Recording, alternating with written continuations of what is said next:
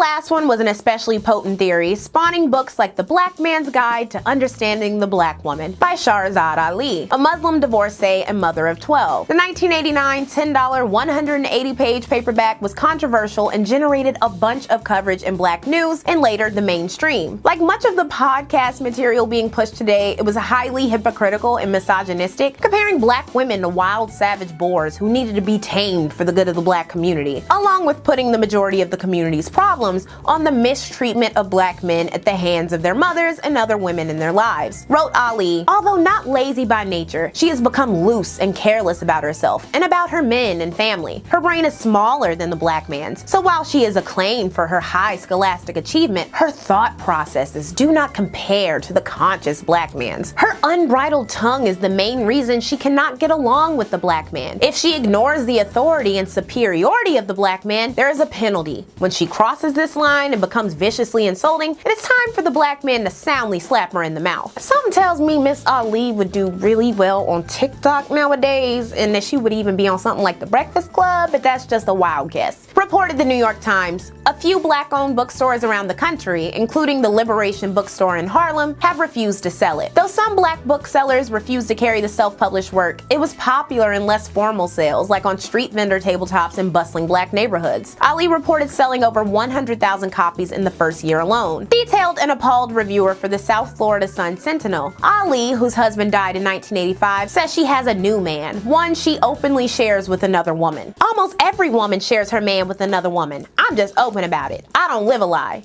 Continued the paper. In the guide, Ali asserts that the black woman and everything the black woman owns belongs to the black man. The author practices what she preaches. Ali and her man share everything, she says, including profits from the guide. I can always go out and make some more money, she says. I can't go out and find another man like this one. Wait, oh my God, we had pick-me's in the 80s. No, like she would really do well on TikTok, wouldn't she? Some black people were pissed that the book generated coverage in white media, with writer Mel Watkins saying, Ali's arguments are exaggerated and gratuitous, and the media treats all this as if it were meaningful, as if they represented some important viewpoint. Watkins had no way of seeing the thousands of positive reviews the book has on the internet in the present, but much of the misogynoir Ali extolled was evident in the unpleasant media coverage and depictions of black mothers and the attitudes seeping from hip-hop music. It was relevant to 1980s attitudes and still relevant today. She doesn't say spanking, sir. She says smacking in the mouth. Pain is actually an awakening process. Quote, if she ignores the authority and superiority of the black man, there is a penalty. When she crosses this line and becomes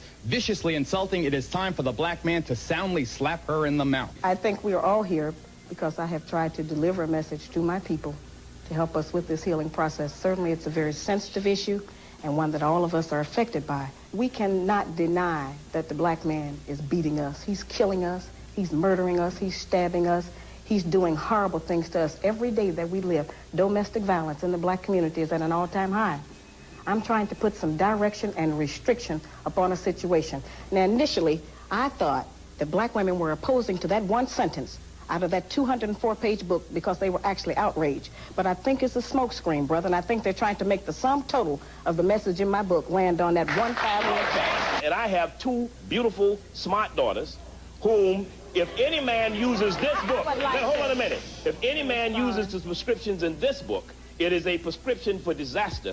I will tell my daughters, if anybody ever smacked them in the mouth, come tell daddy, I'll deal with it. By the way, this episode of Geraldo featured a very young, still very misogynistic Jesse Lee Peterson. And while internalized misogyny was nothing new, the controversial media tour that Ali embarked on would add fuel to the fire and clearly demonstrate that there was a lucrative lane for misogyny thinly veiled with Afrocentricity, aka the pick-me hotepism flourishing online today. If you're enjoying Lectual Does the 80s and the corresponding I Love the 80s, be sure to subscribe to Intellectual Media on Patreon.